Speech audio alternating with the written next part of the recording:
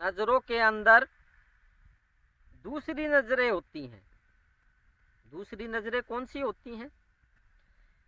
एक तो नजरें ये हैं जो सभी के पास होती हैं, जिन नजरों से, जिस दृष्टि से आप इस जगत को देख रहे हैं।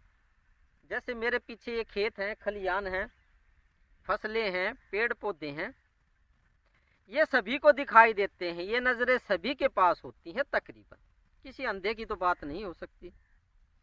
लेकिन इन्हीं के अंदर एक दूसरी नजरें हैं, इसी को समझेंगे गहराई से, जिसको वैज्ञानिक भी नहीं जानते हैं। तो नमस्ते, मैं पवन यादव, रामपुरा झज्जर हरियाणा, एनसीआर दिल्ली से। देखिए, हमारी इन नज़रों के अंदर एक दूसरी नज़रें होती हैं। वो दूसरी नज़रें योगियों के पास, ब्रह्मज्ञानियों के पास, सिद्धों के पास होती हैं।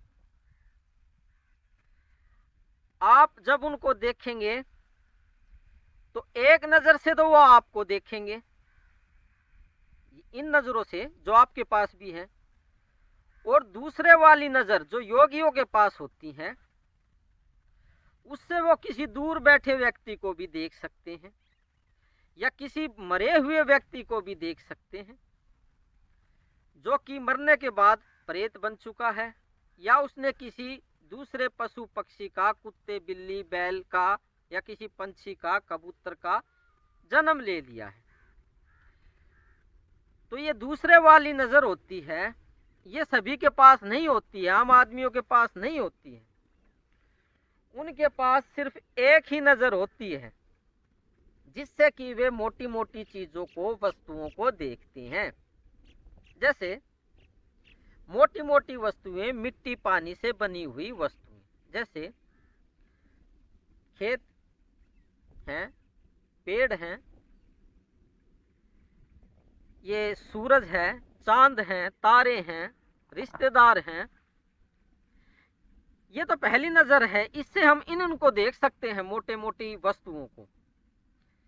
लेकिन बारीक तत्वों को इस कुदरत में, इस हवा में, इस आकाश में बारीक तत्व बहुत से विद्यमान हैं, मतलब मौजूद हैं। उनको देखना है तो दूसरे वाली नज़र की जरूरत पड़ती है, जो कि सभी के पास नहीं होती है। आपको मेरी आंखें दिखाई दे रही होंगी वीडियो में अभी। ये तो है पहले वाली नज़र जो आपके पास भी है, आपके पास भी है और मेरे पास भी है। लेकिन दूसरे वाली नज़र जो कि आपके पास नहीं है, मेरे पास है, वो इन्हीं नज़रों के अंदर दूसरी नज़र है। ये आपको समझ में नहीं आएगा क्योंकि आपके पास वे नज़रें हैं नहीं दूसरे वाली। तो वे दो तरीके से देखते हैं, योगी, आत्मज्ञानी, ब्रह्मज्ञानी। आप तो एक नज़रिए से तो इस दुनिया को देखते हैं, और जो दूसरे वाली आंख है, जो दूसरे वाली दृष्टि है, जो दूसरे वाली नज़र है, उससे वो बहुत कुछ देखते हैं। जमीन के अंदर लावा चल रहा है, जमीन के अंदर क्या चल रहा है, आकाश में करोड़ों किलोमीटर दूर क्या चल रहा है, इस बारीक जगत में अभी क्या क्या विद्यमान है। बिल्कुल, ये जो बारीक आकाश मंडल है, इसमें ये आपको खाली दिखाई दे रहा होगा, वो इस आकाश खाली में क्या क्या चीज़ें अभी चल रही हैं, वो दूसरी नज़रों से दिखती हैं, जो कि आपके पास नहीं है। तो नज़रों के अंदर दूसरी नज़र खुल जाती है।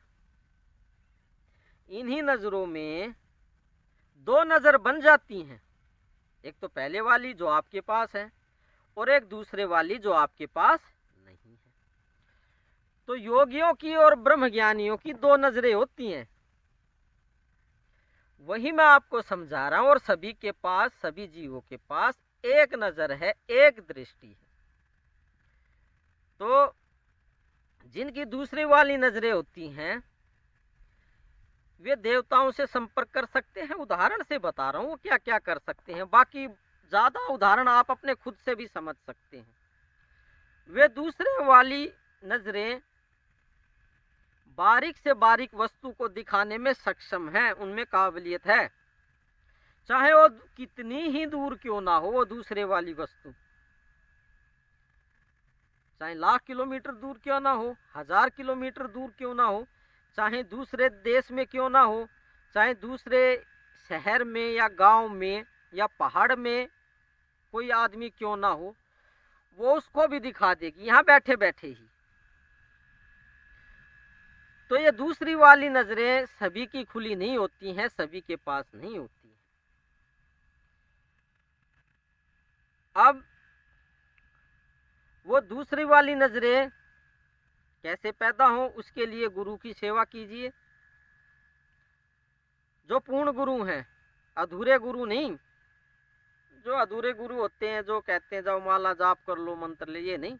जिसको भगवत्ता की प्राप्ति है, जो दूसरे की दिव्य दृष्टि को, दूसरे की दूसरी नजर को खोल सकते हैं। तो आज हमने यही समझाने की कोशिश की कि जो योगी होते हैं, ब्रह्मज्ञानी होते हैं, आत्मज्ञानी होते हैं, उनके पास दो नजरें होती हैं। वो दो तरीके से देख सकते हैं। 2-4 उदाहरण तो मैंने बताए, बाकी उदाहरण आप खुद से समझ सकते हैं। जैसे किसी गुरु का शिष्य है, कहाँ पे है, वो क्या कर रहा है, जीवित है या मर चुका है, या मरने के बाद वो कहाँ प्रेत योनि में है, देव योनि में है, देवता बन चुका है, या किसी पशु पक्षी का जन्म ले लिया है, और किस शहर में लिया है, किस गांव में लिया है, योगी दूसरी दृष्टि से पता कर लेते हैं और उसका उद्धार करने के लिए वहां तक पहुंच भी जाते हैं। उस गांव में पहुंच जाएंगे वो। तो उनका शिष्य चाहे 14 लोकों में कहीं क्यों ना हो, चाहे इस लोक में हो या किसी दूसरे शहर में हो या कहीं दूसरा जन्म ले रखा हो, आदमी का, कुत्ते बिल्ली का, उनको सब पता होता है और उनका उद्धार करने के लिए वो वहां पे भी पहुंच जाते हैं। तो आज हमने ये जाना कि एक दूसरी नजर होती है, एक दूसरा आयाम होता है, जिससे कि कुदरत के गहरे राज को हम जान सकते हैं, जो कि वैज्ञानिकों के पास अभी उपलब्ध नहीं है। ये साइंस वैज्ञानिकों के पास नहीं है, ना वो उसको समझ सके हैं अभी अच्छे तरीके से। ये इस दूसरी नजर का प्रयोग जो योगी होते हैं, गुरु होते हैं, वो आम लोगों के लिए प्रयोग नहीं करते हैं कि उसका दुरुपयोग कर ले, कौन क्या कर रहा है, क्या नहीं कर रहा है। नहीं, उसको कोई मतलब नहीं होता है। इस नजर का प्रयोग वो अपने शिष्य के उद्धार के लिए करते हैं, जो कि मर चुका है या कहीं पे दूसरा जन्म ले लिया है। तो इसी नजर से तो पता होगा ना उसको कि वो कहाँ जन्म ले रखा और कहाँ जाकर उससे मिलना है या कहाँ पर उसका उद्धार करना है। इसके बारे में ज्यादा नहीं बताऊंगा मैं, बहुत गहरा विज्ञान है। इसका लोग दुरुपयोग भी कर सकते हैं, किसी का बुरा अच्छा कर सकते हैं, किसी की बीमारी को दूर कर सकते हैं, किसी को बीमार कर सकते हैं या किसी को मार भी सकते हैं। इतना गहरा विज्ञान नहीं बताया जाएगा। तो गुरुओं को कहीं जाने की जरूरत नहीं पड़ती। उनको जो करना होता है, देखना होता है, जो कुछ समझना होता है, वो उस दूसरे वाली नजर से एक जगह बैठे ही बैठे हो सकता है। वो मैंने पीछे बता ही दिया है। किसी का उद्धार करना होता है, किसी का अच्छा बुरा करना होता है, वो इस नज़र से हो सकता है। आम आदमियों के पास नहीं होती है, वरना वो इसका दुरुपयोग कर सकते हैं। किसी विरले के पास ही ये दृष्टि होती है, किसी किसी के पास। तो ये भी एक विज्ञान है, कुदरत का सूक्ष्म और गहरा विज्ञान है। ये मैंने आपको बताया, ये कहीं किताबों से पढ़ के नहीं बताया है, ये कहीं पे सुनी सुनाई बातें नहीं बताता हूँ। किसी ने मेरे कहीं से मैंने सुन ली है, किसी से मैं वो बातें आपको बता रहा हूँ, नहीं, अपनी देखी हुई, अनुभव की हुई वही बातें यहाँ पे बताई जा रही हैं। तो ये विज्ञान 100% काम करता है और बहुत अच्छे से काम करता है। बड़ी परखी हुई बात है, देखी हुई बात है, कई कई सालों तक अनुभव की हुई बात है। तो आप ये ना समझें कि हम जो अच्छा बुरा कर रहे हैं वो किसी को नहीं पता है। कुछ लोग चोरी छुपे कुछ ना कुछ करते ही रहते हैं, बुरी हरकतें, कि किसी को पता नहीं लगेगा। जैसे घर परिवार के लोग, दोस्त, देवता, भूत प्रेत, ये चोरी छुपे बहुत सा काम करते हैं और सोचते हैं किसी को पता नहीं लगेगा। योगी, आत्मज्ञानी, ब्रह्मज्ञानी, सिद्ध, जिनके पास ये दूसरी वाली नजरें हैं, उनसे किसी की कोई हरकत छुपी नहीं रह सकती है। वो अलग बात है कि वो किसी की हरकतों को देखना चाहते हैं, नहीं देखना चाहते, तकरीबन वो नहीं देखते हैं। इस झंझट में वो फंसते ही नहीं है कि दूसरा क्या कर रहा है, किसी का अच्छा कर रहा है, बुरा कर रहा है, वो इन चक्करों में नहीं पड़ते हैं। तो आप भी इस चक्कर में ना पड़िए। ये सिद्धियां हैं, शक्तियां हैं। परमात्मा को पाने की कोशिश करें, ब्रह्म पदवी को पाने की कोशिश करें, यही सर्वोत्तम है। वरना इसके चक्रों में, नजरों के, दिव्य दृष्टि के चक्रों में आप कहीं फंस जाओगे और आपका ज्ञान और परमात्मा की प्राप्ति अधूरी रह सकती है। परमात्मा की प्राप्ति होने पर ये दूसरी नजरें स्वयंता ही खुल जाती हैं, या प्राप्त हो जाती हैं, या काम करने लगती हैं, या एक्टिवेट हो जाती हैं, ऐसा समझ लो। तो परमात्मा की प्राप्ति के पास और पूर्ण गुरु के सानिध्य में ये नजरें अपने आप ही काम करने लगती हैं। आप क्या पाओगे कि मेरी इन्हीं नजरों में, जो आपके पास नजरें हैं, दृष्टि हैं, इसी में कोई दूसरी दृष्टि खुल गई है, कोई दूसरी नजरें खुल गई हैं, जिससे कि बहुत कुछ दिखाई दे रहा है।